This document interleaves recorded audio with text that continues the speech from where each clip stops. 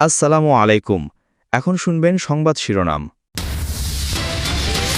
পোস্টারে নিষেধাজ্ঞা রেখেই নির্বাচনী আচরণবিধির গেজেট প্রকাশ। ৬ মাসের সাজাসহ থাকছে জরিমানার বিধান, বাতিল করা যাবে প্রার্থিতাও। চলতি মাসে জানিয়ে দেয়া হবে বিএনপির অবশিষ্ট ৬৩ প্রার্থীর নাম। আসন সমঝোতা ঝুলে যাওয়ায় এই সিদ্ধান্ত, ঘোষিত কয়েকটিতে পরিবর্তনেরও আভাস। রাতে রাজধানীর একাধিক স্থানে গাড়িতে অগ্নিসংযোগ, এনসিপি কার্যালয়ের সামনে ককটেল বিস্ফোরণ, সন্দেহভাজন 2 জনকে পুলিশের সোপর্দ। চুয়াডাঙ্গায় স্বামীর চিকিৎসা খরচ জোগাতে নবজাতককে বিক্রির অভিযোগ নিয়ে আলোড়ন, লেনদেনের কথা অস্বীকার শিশুর দায়িত্ব নেওয়া পরিবারের। রাখের উপবাস ঘিরে লোকনাথ আশ্রমে ভিন্ন আবহ, নানা আচার আয়োজনে কার্তিক ব্রত পালন করছেন ভক্ত অনুসারীরা। সিলেটের সকাল 9:30টায় প্রথম টেস্টে আয়ারল্যান্ডের বিপক্ষে মাঠে নামবে বাংলাদেশ। স্পোর্টিং উইকেটে ভালো রানের আশা অধিনায়ক শান্তর। আসসালামু আলাইকুম। এতক্ষণ দেখছিলেন সংবাদ শিরোনাম, এখন দেখবেন বিস্তারিত। সংসদ নির্বাচনের প্রচারণায় পোস্টারে নিষেধাজ্ঞা রেখেই দল ও প্রার্থীর আচরণবিধির গেজেট প্রকাশ করেছে ইসি। এক মঞ্চে ইশতেহার ঘোষণা ও আচরণবিধি মানতে প্রার্থী ও দলের অঙ্গীকারনামা দেওয়ার নির্দেশনা থাকছে এবার। সোমবার রাতে ত্রয়োদশ জাতীয় নির্বাচনকে সামনে রেখে রাজনৈতিক দল ও প্রার্থীর আচরণবিধিমালা 2025 জারি করেছে নির্বাচন কমিশন। সোশ্যাল মিডিয়ায় ভোটের প্রচারে কড়াকড়ি আরোপ, অসৎ উদ্দেশ্যে এআই ব্যবহারে মানা, পোস্টার ও ড্রোন ব্যবহারে নিষেধাজ্ঞা সহ আসন প্রতি 20টির বেশি বিলবোর্ডে নিষেধাজ্ঞা থাকছে বিধিতে। আচরণবিধি লঙ্ঘনে সর্বোচ্চ 6 মাসের কারাদণ্ড ও 1.5 লাখ টাকা জরিমানা এবং দলের জন্য 1.5 লাখ টাকা অর্থদণ্ডের বিধান রাখা হয়েছে এইবার। প্রয়োজনে তদন্ত সাপেক্ষে প্রার্থিতা বাতিলের ক্ষমতাও রয়েছে ইসির। নির্বাচন ব্যবস্থা সংস্কার কমিশনের সুপারিশ ও 2008 সালের আচরণবিধির সঙ্গে সমন্বয় রেখে বেশ কিছু নতুন বিষয় যুক্ত করে এবার নতুন আচরণবিধি প্রণয়ন করল সাংবিধানিক প্রতিষ্ঠানটি। এর আগে গণপ্রতিনিধিত্ব আদেশ আরপিও সংশোধন অধ্যাদেশ জারির পর সেই আলোকেই আচরণবিধি গেজেট আকারে জারি করেছে ইসি। চলতি মাসেই শেষ হবে অবশিষ্ট 63 আসনে বিএনপির সম্ভাব্য প্রার্থীর মনোনয়ন ঘোষণা। এনসিপির সাথে বিএনপির আসন সমঝোতার সম্ভাবনা কমে যাওয়ায় পরীক্ষিত মিত্রদের দ্রুতই ভোটের মাঠে পাঠাতে চায় বিএনপি। এছাড়া ঘোষিত 237 আসনের কয়েকটিতে প্রার্থী পরিবর্তনেরও আভাস দিয়েছেন বিএনপির নীতি নির্ধারকরা। বলছেন, ক্ষোভ ও অসন্তোষ দমনে বঞ্চিতদের সাথে ফের আলোচনা করবেন শীর্ষ নেতারা। তবুও কেউ জননিরাপত্তা বিঘ্নিত করলে সরকারকে কঠোর হওয়ারও অনুরোধ করেছে বিএনপি। ধান খেতে দাঁড়িয়ে আম্পায়ারের ভূমিকায় রিভিউ আবেদনকারী ব্যক্তির নাম আলাল উদ্দিন আলাল। ফেনী জেলা বিএনপির এই সদস্য সচিব মনোনয়ন বঞ্চিত হয়ে অভিনবেই প্রতিবাদ করেন। আমার বাড়ির কাজের ছেলেটা পর্যন্ত জেলে গিয়েছে। আমার এই অফিসটা 5 বার ভেঙেছে, 7 বার আমি শারীরিকভাবে অ্যাসল্ট হয়েছি। দল এটা রিভিউ করবে, এটা আমার দৃঢ় বিশ্বাস। সোমবার সন্ধ্যার দিকে রাজধানীর ধানমন্ডিতে ল্যাবেইড হাসপাতালের সামনে একটি বাসে অগ্নিকাণ্ডের ঘটনা ঘটেছে। রাত 1:30টার দিকে যাত্রাবাড়িতে একটি বাসে আগুন দেয় দুর্বৃত্তরা।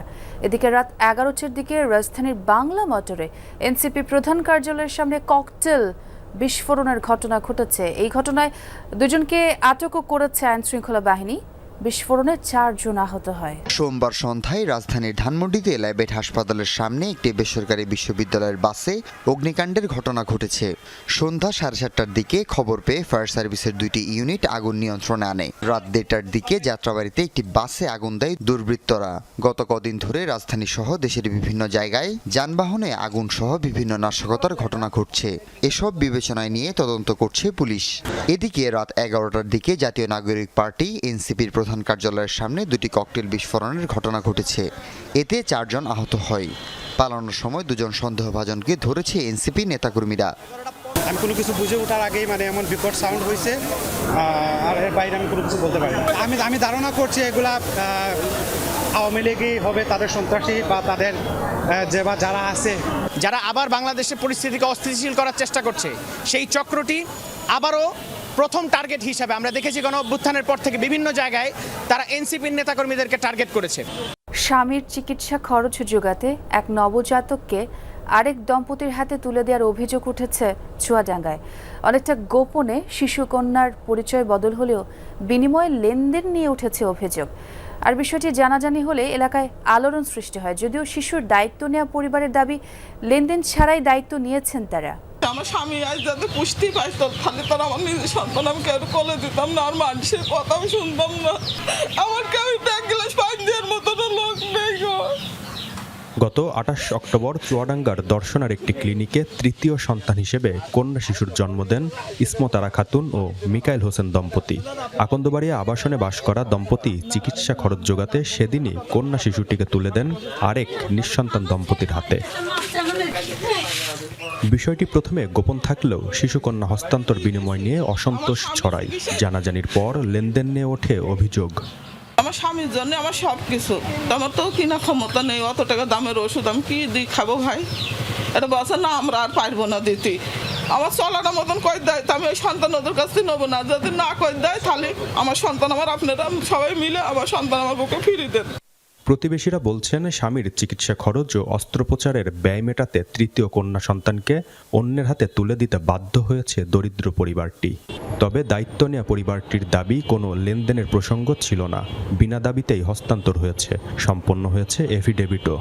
সেই পরিবারের সাথে আমরা যোগাযোগ করি, বাচ্চা যদি আপনারা দেন তাহলে আমরা নিতে ইচ্ছুক। কোনোই দাবি ছিল না। তখন তারা জানায় যে আপাতত হসপিটাল খরচটা দিলেই আর বাচ্চা যদি ভালো থাকে এটাই তাদের চাহিদা। যত সরকারি কার্যক্রম থাকে ওটা কমপ্লিট করার পরে আমরা বাচ্চাটা নিচ্ছি। ধূপের ধোঁয়া যতদূর পর্যন্ত ছড়িয়ে পড়ে তত দূর পর্যন্ত রোগ শোক থেকে মুক্তি মেলে, এমন বিশ্বাস থেকে ব্রত পালন করে আসছেন লোকনাথ ভক্তরা। এটি পরিচিত রাখের উপবাস বা কার্তিক ব্রত নামে। ১৫০ বছর ধরে ঐতিহ্যবাহী এটি আয়োজিত হচ্ছে লোকনাথ ব্রহ্মচারী আশ্রমে। প্রতি বছর কার্তিক মাসের ১৫ থেকে ৩০ তারিখ পর্যন্ত প্রতি শনি ও মঙ্গলবার এই ব্রত অনুষ্ঠিত হয়। নারায়ণগঞ্জের বারোদি গ্রামের এই আয়োজন নিয়ে অন্ধকার দূর করে প্রদীপের আলো, ঘি ঢেলে চলতে বসিয়ে শেষ মুহূর্তের প্রস্তুতি ভক্তদের। কলার খোলে সাজিয়ে নিচ্ছেন সারিবদ্ধভাবে, সঙ্গে ধূপদানি। প্রার্থনার সরঞ্জাম নিয়ে লোকনাথ ব্রহ্মচারীর আসন মন্দির ঘিরে চারপাশে সারিবদ্ধভাবে বসেন ভক্তরা। মনোবাসনা পূরণে কায় মনোবাক্যে প্রার্থনার এ আয়োজনই কার্তিক ব্রত। এই আচারটি রাখের উপবাস নামেও পরিচিত। শেষে সূর্য ঢলে পড়ে পশ্চিম আকাশে, ঘণ্টা আর উলুধ্বনিতে অন্ধকার দূর করতে প্রদীপ জ্বালান ভক্তরা। শুরু হয় কার্তিক ব্রতের মূল প্রার্থনা। কলেরা ও বসন্ত থেকে রক্ষা পেতে এ আয়োজনের নির্দেশ দিয়েছিলেন লোকনাথ ব্রহ্মচারী। প্রতি বছর কার্তিক মাসের ১৫ থেকে ৩০ তারিখ পর্যন্ত প্রতি শনি ও মঙ্গলবার এই ব্রত অনুষ্ঠিত হয় নারায়ণগঞ্জের বারোদি গ্রামের লোকনাথ ব্রহ্মচারী আশ্রমে।